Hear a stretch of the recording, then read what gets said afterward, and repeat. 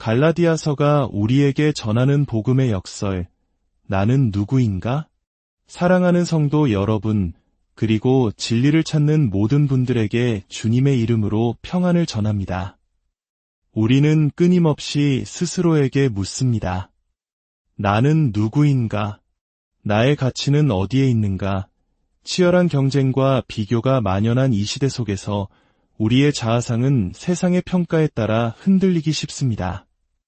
오늘 우리가 함께 묵상할 갈라디아서의 말씀은 바로 이 근본적인 질문에 대한 복음의 놀라운 대답을 담고 있습니다. 이 말씀이 여러분의 마음에 깊은 울림을 준다면 이 은혜를 주변 사람들과 함께 나누어 주십시오. 공유하기와 구독을 통해 하나님의 말씀이 더 널리 퍼져나가는 귀한 통로가 되어주시기를 부탁드립니다. 여러분의 작은 섬김이 누군가에게는 인생을 바꾸는 복음의 빛이 될 수 있습니다. 주님의 크신 축복이 여러분의 삶과 가정에 늘 함께 하시기를 기도합니다. 자, 그럼 갈라디아서는 과연 무엇에 대한 책일까요? 첫째로, 갈라디아서는 복음의 정수를 설명하는 책입니다. 기독교 메시지의 가장 핵심적인 부분, 즉 복음이란 무엇인지를 아주 강력하고도 철저하게 파헤칩니다. 둘째로, 이 편지는 갈라디아 지역에 있던 여러 교회, 즉 이미 그리스도를 믿고 있던 성도들에게 쓰여졌습니다. 이 두 가지 사실을 합쳐보면 우리는 매우 중요한 진실을 깨닫게 됩니다. 성경 전체에서 복음의 진수를 가장 잘 보여주는 이 책이 놀랍게도 불신자가 아닌 신자들을 위해 쓰여졌다는 것입니다.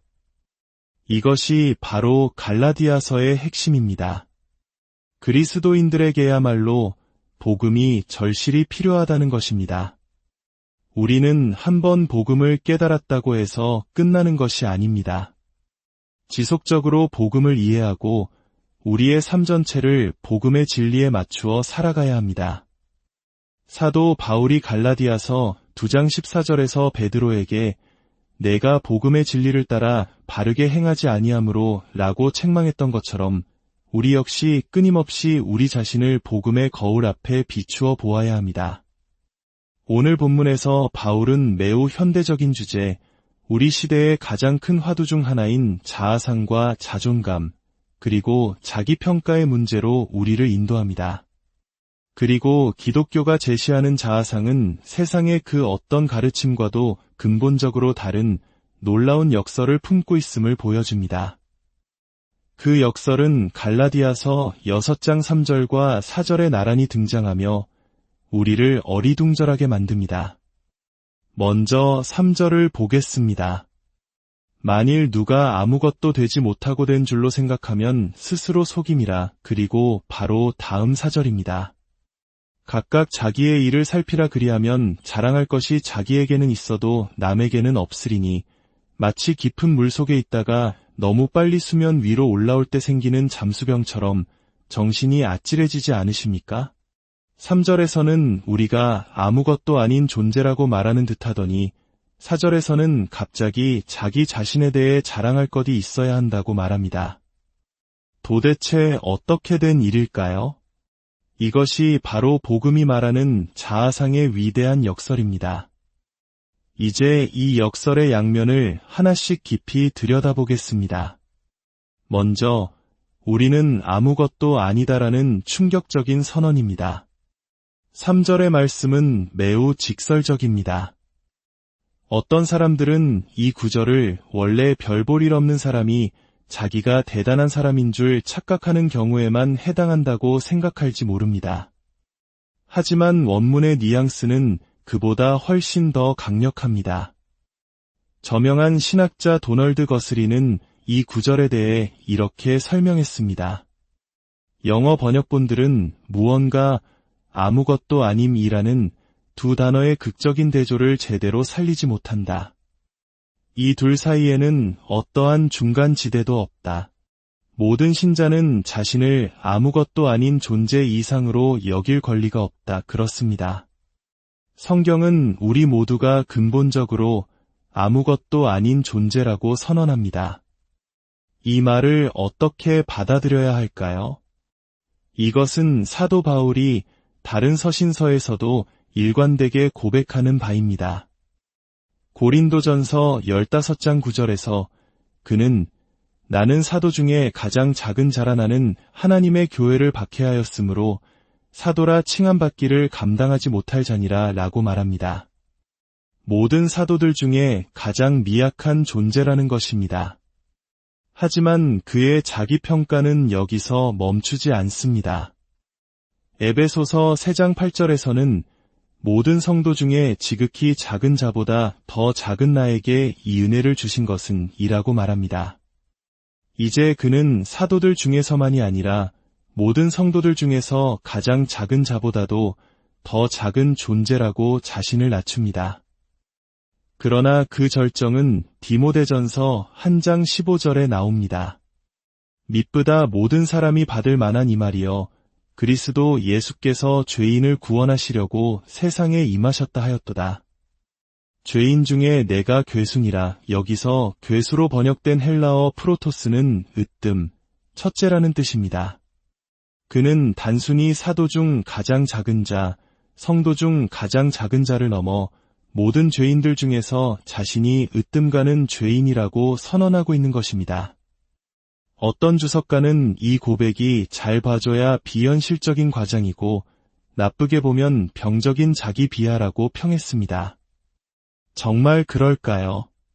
이것이 그저 경건하게 보이려는 과장, 일종의 영적 언어 인플레이션은 아닐까요? 어떤 이들은 놀라운 축복, 저는 죄인입니다. 성령의 부흥 같은 거창한 말들을 남발합니다.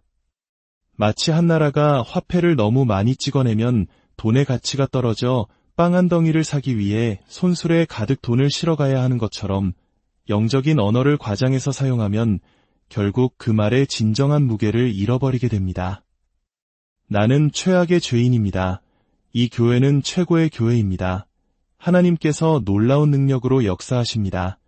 같은 말을 반복하다 보면 나중에는 사람들의 관심을 끌기 위해 더 자극적이고 과장된 표현을 써야만 하게 됩니다. 하지만 바울의 고백은 그런 가벼운 말이 아닙니다. 그는 여러 서신서에서 매우 중요한 신학적 논증의 한가운데서 이 고백을 신중하게 반복합니다. 이것은 그가 깊이 숙고하여 조심스럽게 선택한 단어들이지 감정에 휩쓸려 내뱉은 말이 아닙니다. 그렇다면 이것은 병적인 자기 비하일까요? 많은 사람들이 기독교에 대해 불편함을 느끼는 지점이 바로 여기입니다.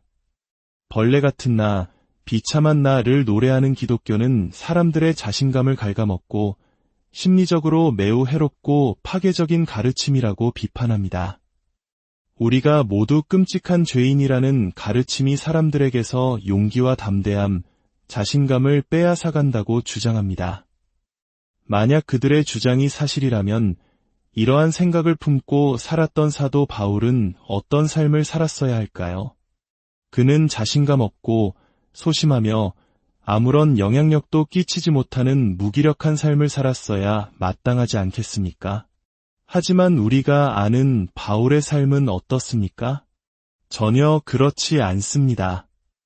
바울은 인류 역사상 가장 담대하고 용감했던 지도자 중 한 사람이었습니다. 한 세기에 그의 만한 능력과 권위, 두려움 없는 담대함을 가진 사람이 과연 몇이나 될까요? 고린도후서 11장에서 그는 자신이 겪었던 고난의 목록을 나열합니다. 유대인들에게 40에서 하나 감한매를 5번 맞았으며 3번 태장으로 맞고 1번 돌로 맞고 3번 파선하고 여러 번 여행하면서 강의 위험과 강도의 위험과 동족의 위험과 이방인의 위험과 자지 못하고 줄이며 목마르고 이런 삶을 산 사람이 과연 심리적으로 위축된 사람이었을까요? 혹자는 말할지도 모릅니다. 그것이 바로 병적으로 자존감이 낮은 사람들의 특징이다. 그들은 무모하고 저돌적이며 자신을 증명하려 애쓴다. 하지만 바울의 생애를 깊이 들여다보면 그는 결코 죽음을 갈망하는 사람도 순교자 콤플렉스에 빠진 사람도 아니었습니다. 그는 로마 시민권을 사용하여 위기를 벗어나기도 했고, 때로는 복음과 교회를 위해 잠잠히 고난을 당하기도 했습니다. 그의 모든 행동의 기준은 오직 무엇이 복음에 유익한가 였습니다. 자신을 아무것도 아닌 존재, 죄인 중의 괴수라고 말했던 이 사람의 삶에서 우리가 부러워하지 않을 부분이 과연 있습니까? 이 방에 있는 누구라도 그의 위대한 발자취에 감히 견줄 수 있겠습니까? 그렇다면 우리는 이 역설을 어떻게 이해해야 할까요? 바울이 나는 아무것도 아니다라고 말했을 때 그것이 인간의 존엄성이나 하나님의 형상으로 창조되었다는 사실 자체를 부정하는 것은 결코 아닙니다. 여기에 바로 종교와 복음의 결정적인 차이가 있습니다. 어떤 사람들은 이렇게 말합니다. 기독교의 죄인이라는 가르침이 바울에게는 상처가 안 됐을지 몰라도 나에게는 깊은 상처를 주었다. 그래서 나는 교회를 떠났다. 만약 당신이 바울에게 그렇게 말했다면 그는 이렇게 대답했을 것입니다. 아닙니다. 나 역시 종교에 빠져 있을 때는 그것이 나를 해쳤습니다. 바울이 교회를 박해하던 시절 그는 종교적인 열심으로 가득 차 있었습니다. 그리고 그의 종교는 그가 자신은 아무것도 아니다라는 진실을 인정하지 못하게 막았습니다. 사랑하는 여러분, 나는 아무것도 아닙니다라고 고백하는 것은 종교의 시작이 아니라 종교의 끝입니다. 종교적인 사람은 마음 깊은 곳에서는 자신이 아무것도 아니라고 느낄지라도 결코 그것을 인정하려 하지 않습니다. 오히려 필사적으로 자기 자신과 세상 사람들에게 나는 무언가 대단한 존재임을 증명하려고 했습니다. 내가 얼마나 율법을 잘 지키는지 보시오. 내가 얼마나 교회에 열심히 다니는지 보시오. 내가 얼마나 선한 일을 많이 하고 얼마나 훌륭한 가정을 이루었는지 보시오. 이렇게 외치며 자신의 가치를 스스로 쌓아 올리려 합니다. 이것이 바로 종교의 본질입니다. 그러나 복음은 정반대의 길을 제시합니다. 복음은 우리가 마침내 나는 아무것도 아닙니다라는 사실을 기꺼이 인정하게 합니다. 내 손에는 하나님께 내놓을 만한 의로움이 아무것도 없으며 오직 주님의 십자가만을 붙들 뿐이라고 고백하게 합니다. 바로 그 순간 놀라운 일이 일어납니다. 그리스도의 완전한 의로움이 우리의 계좌로 이체되는 것입니다. 그리하여 그리스도인은 오직 그리스도인만이 위대한 역설을 온전히 살아낼 수 있습니다. 내 자신 안에서는 나는 아무것도 아니지만 그리스도 안에서 나는 모든 것입니다. 자신의 비참함과 자신의 위대함을 동시에 바라보는 것입니다. 세상의 모든 사람들은 자신이 속한 작은 집단의 평가에 자신의 가치를 의존합니다. 그들의 기준에 부합하면 우쭐해지고 미치지 못하면 좌절합니다. 그들은 결코 아무것도 아님과 자랑스러움을 동시에 경험할 수 없습니다. 하지만 그리스도인은 다릅니다. 우리는 더 이상 사람들의 평가에 얽매이지 않습니다. 우리를 판단하시는 분은 오직 하나님이시기 때문입니다. 하나님의 사랑의 눈길과 그분의 평가가 우리의 진정한 자아상이 됩니다. 바울의 삶을 다시 보십시오. 나는 아무것도 아니지만 나는 나 자신을 자랑합니다. 나는 사도 중에 가장 작은 자이지만 누구보다 더 많이 수고했습니다. 나는 죄인 중에 괴수이지만 나를 본받으십시오. 이것이 어떻게 가능합니까? 복음이 없다면 우리는 우리 자신의 가장 추악한 모습을 직면할 정서적 힘이 없습니다. 그래서 우리는 괜찮다고 나는 선한 사람이라고 스스로를 속이며 살아갑니다. 반면에 누군가가 하나님께서 나를 통해 일하시니 나를 본받으십시오라고 말하면 세상은 어떻게 그렇게 교만한 말을 할 수 있나 라며 비난합니다. 복음 없이는 자신의 비참함을 인정할 용기도 자신의 위대함을 누릴 자유도 없습니다. 종교개혁가 마르틴 루터는 이 진리를 이렇게 아름답게 표현했습니다. 나는 이렇게 생각한다. 비록 내가 여전히 죄를 짓지만 나는 절망하지 않는다. 왜냐하면 나의 의와 나의 영원한 생명이 되시는 그리스도께서 살아계시기 때문이다. 그 의 안에서 나에게는 죄도, 두려움도, 죄책감도, 죽음의 공포도 없다. 물론 내 자신의 안에서, 이 세상의 삶 속에서 나는 분명 죄인이다. 그러나 나에게는 이 삶을 초월하는 또 다른 애, 또 다른 생명이 있으니 그것은 바로 죄와 죽음을 모르시고 영원한 의와 영원한 생명이 되시는 하나님의 아들 그리스도 안에 있는 것이다.